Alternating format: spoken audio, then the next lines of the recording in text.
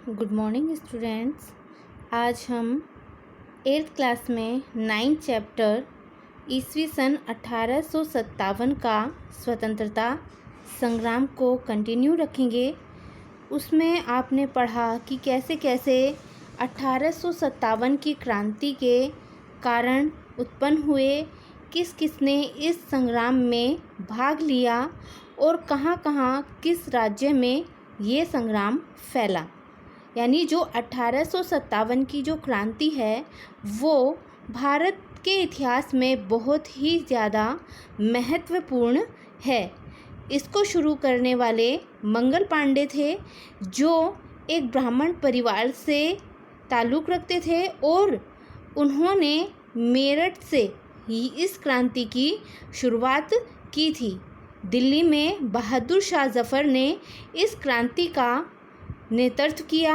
धीरे धीरे यह क्रांति सभी राज्यों में फैल गई और वहाँ के जो शासक थे उन्होंने बढ़ चढ़कर इस क्रांति में अपना सहयोग दिया और क्रांतिकारियों का नेतृत्व किया। अब 1857 का संग्राम और गुजरात में 1857 का जो संग्राम हुआ था वो कहाँ पर फैला और किसने इस संग्राम में अपना सहयोग दिया। तो गुजरात में संग्राम का आरंभ अहमदाबाद की सैनिक टुकड़ी ने जून 1857 में किया था। इस जो ये संग्राम 1857 का जो संग्राम है उसका आरंभ अहमदाबाद की सैनिक टुकड़ी ने जून 1857 में किया था, परंतु उस संग्राम को तभी दबा दिया गया था। गुजरात में दाहोद, झालोद, गोधरा में जुलाई महीने में संग्राम की घटनाएं घटी। पंचमहल के नायकड़ा लोगों का संग्राम लगभग 1 वर्ष तक चला। यानी जो पंचमहल के नायकड़ा लोग थे उनका संग्राम लगभग 1 वर्ष तक अंग्रेजी सेना के साथ चला था। खेड़ा जिले में आणंद के मुखिया गड़बड़दास पटेल ने कोली, नायकड़ा आदि जाति के लगभग 2000 लोगों को एकत्र करके खानपुर के ठाकुर जीवा भाई के सहयोग से संग्राम छेड़ा था। उनका साथ मालाजी जोशी व कृष्णदास देव ने भी दिया था। अब ये जो 1857 की जो क्रांति है और जब ये गुजरात में शुरू हुई तो इसमें गड़बड़दास पटेल का नाम मुख्य रूप से लिया जाता है, क्योंकि इनकी भूमिका इस क्रांति में बहुत महत्वपूर्ण स्थान रखती है। ठीक है। अंत में गड़बड़दास के साथियों को अंग्रेजी सेना ने पकड़ लिया। जब खेड़ा जिले के आनंद के मुखिया गड़बड़दास थे, उन्होंने बहुत से लोगों को एकत्र करके 1857 की क्रांति का संग्राम शुरू किया। लेकिन अंत में क्या हुआ कि उन गड़बड़दास पटेल को और उनके साथियों को अंग्रेजी सेना ने पकड़ लिया और उनके साथियों को तोप के गोले से उड़ा दिया और गड़बड़दास को सजा के रूप में काला पानी यानी अंडमान भेज दिया गया, जहां पर उनका अवसान हो जाता है, जहां पर उनकी मृत्यु हो जाती है। तो यहाँ पर गड़बड़दास जो थे उनका वो 1857 की क्रांति में शहीद हो जाते हैं। इसके बाद है चांडुप गांव के लोग नाथाजी व यामाजी के नेतृत्व में संग्राम से जुड़ गए। यानी गड़बड़दास पटेल के बाद जब उनको अंडमान भेज दिया गया तो उसके बाद चांडुप गांव के लोग जो थे नाथाजी व यामाजी के नेतृत्व में 1857 के स्वतंत्रता संग्राम से जुड़ जाते हैं। नौसेना अंग्रेजी सेना के सेनापति डोनावन ने तोपमारी का आदेश दिया। बेट द्वारिका जो जो किसकी नगरी है, वो कृष्ण भगवान की नगरी है बेट द्वारिका पर। जो अंग्रेजी सेना के जो सेनापति डोनावन थे, उन्होंने बेट द्वारका पर आक्रमण करने का आदेश दिया, परंतु वाघेर क्या है, वहाँ की एक जाति है। जैसे अलग अलग समुदाय होते हैं, कोई राठौर होता है, गुजरात में जितने भी लोग हैं सबकी की कोई भरवाड़ है, कोई राठौर है, कोई सोलंकी है, ठीक है, कोई परमार है। तो वैसे ही वाघेर एक जाति का नाम है, समुदाय का नाम है। तो उन्होंने क्या किया, जो डोनावन ने आदेश दिया था तोपमारी का, यानी भेट द्वारिका पर आक्रमण करने का जो आदेश दिया था, तो उसका सामना वाघेरों ने किया था। लेकिन उनके पास उस समय कोई आधुनिक सामग्री नहीं थी। किले पर अंग्रेजी सेना ने धड़ाधड़ गोले छोड़े, यानी जो भेट द्वारिका का जो किला था उस पर अंग्रेजी सेना ने गोले छोड़े।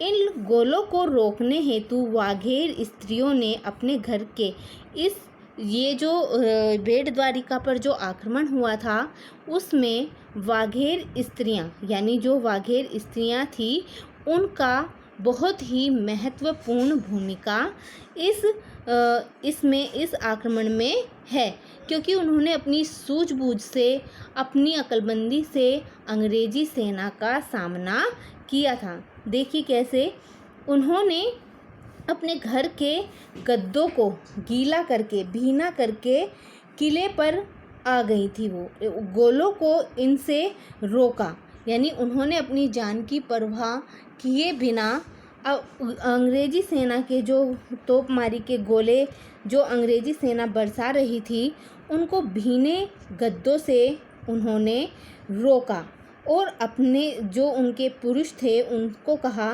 कि तुम लोग हथियारों से अंग्रेजी सेना का सामना करो, हम तो गोलों का इन भीगे गद्दों से सामना करेंगे, हम इनको झेल लेंगे।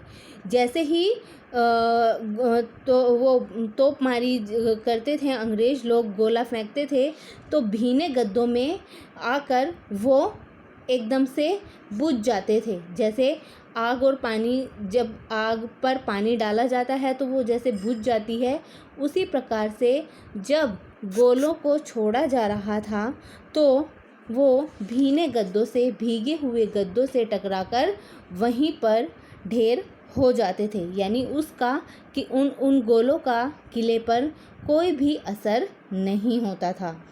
तो दुनिया के इतिहास में यह पहली बार हुआ था जिसमें स्त्रियों ने अपनी जान की परवाह न किए बिना अंग्रेजी सेना का सामना किया था और अंग्रेज दुश्मनों के तोप गोले को झेलकर नाकाम बना दिया था। यह कार्य झांसी की रानी लक्ष्मीबाई जैसा ही साहसी था, यानी इन औरतों ने, इन वाघेर स्त्रियों ने अंग्रेजी सेना का सामना रानी लक्ष्मीबाई की तरह किया था। ये गुजरात की लक्ष्मीबाइयाँ थी, इनको रानी लक्ष्मीबाइयों का नाम दिया गया था। अब इसके अतिरिक्त उत्तर गुजरात में पाटन, खेरालू, भिलोड़ा, मुडेटी आदि जगहों पर स्थानीय लोगों की सहायता से संग्राम हुए, यानी खेड़ा, अहमदाबाद, आनंद, चांडुक, भेट द्वारिका, इनके अतिरिक्त जिस राज्य पर, जिस स्थान में यह संग्राम हुआ वो था पाटन, खेरालू, भिलोड़ा, मुडेटी आदि जगहों पर स्थानीय लोगों की सहायता से संग्राम हुआ था। इसके बाद 1858 में सेना तांतिया टोपे गुजरात में आकर पंचमहल में रुके, परंतु अंग्रेजी सेना के पीछे पड़ने से उनको बांसवाड़ा के जंगलों की तरफ जाना पड़ा। 1857 ये मतलब युद्ध जारी रहा था 1858 तक।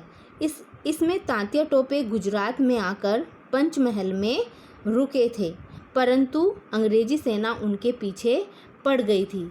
किसी को भनक लग गई थी कि तात्या टोपे गुजरात के पंचमहल में रुके हुए हैं।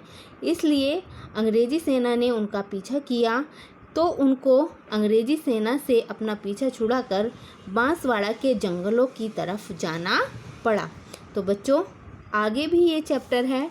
हम इस युद्ध के निष्फल होने के कारण और क्यों ये संग्राम सफल नहीं हो सका, वो सब पढ़ेंगे। अब आपको इसमें जो होमवर्क करना है वो है ये 1857 की क्रांति के कारण बताइए।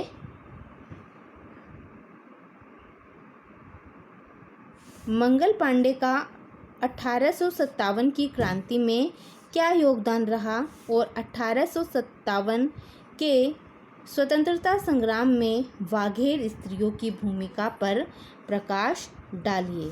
तो आपको ये 3 क्वेश्चंस करने हैं जिनकी पिक आपके पास जा चुकी है, और अगर नहीं है तो मैं सेंड कर दूंगी।